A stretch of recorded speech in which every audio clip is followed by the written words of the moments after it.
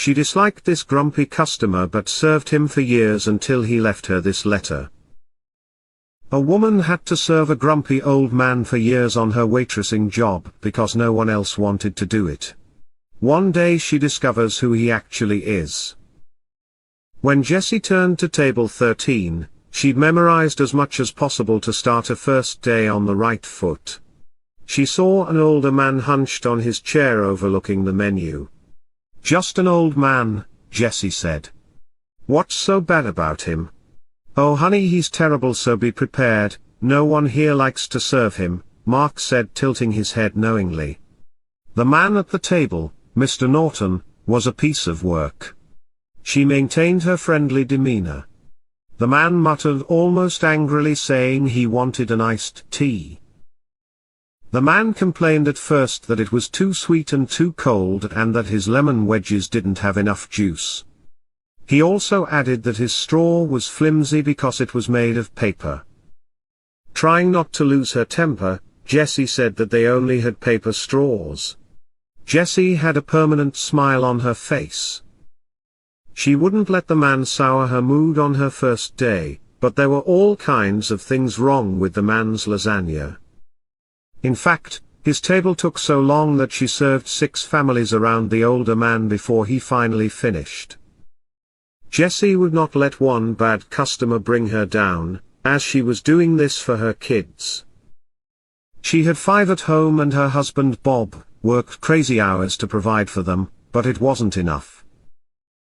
So she finally made it back into the workforce, trying to do better for them. Luckily her mother volunteered to watch the younger kids while she worked. However, Jessie came home at night exhausted and spent almost no time with her children. As she fell asleep she promised herself to do better tomorrow and play with her kids. Unfortunately, that didn't happen because every day was more complicated and harder with her grumpy customer. For years she served the grumpy old Mr. Norton, and she always had a way of dealing with him that impressed the rest of the staff. It was like a child during a tantrum most of the time, but sometimes it was almost pleasant and would ask about her life. No matter how often he complained, he always left a solid tip. One day, Jessie found a key in a note and her eyebrows furrowed as she picked it up. "Dear Jessie, thank you for putting up with this old grunt for so long. I'm going to a special facility for hospice now, so I won't be back. This is the key to my house, it's yours, and I'll leave my lawyer card so you can officially arrange everything. Goodbye dear. P.S. My tea was too sweet but I didn't complain."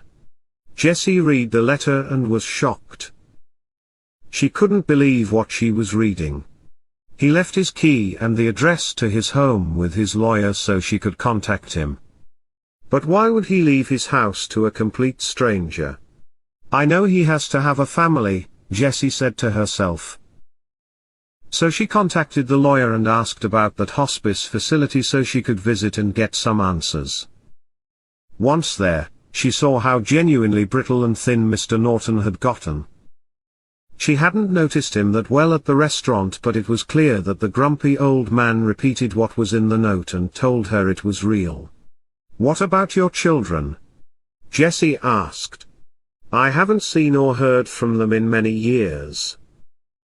I was a grump to everyone in my life for as long as I could remember, and the only person who ever dealt with me with a big smile was you, so keep that house for your big family. It's huge and meant for people like you who can be patient with old things," Mr. Norton told her. Jessie finally broke down in tears. She had no idea when she'd started to like Mr. Norton's presence, but the idea of never seeing him again was too much.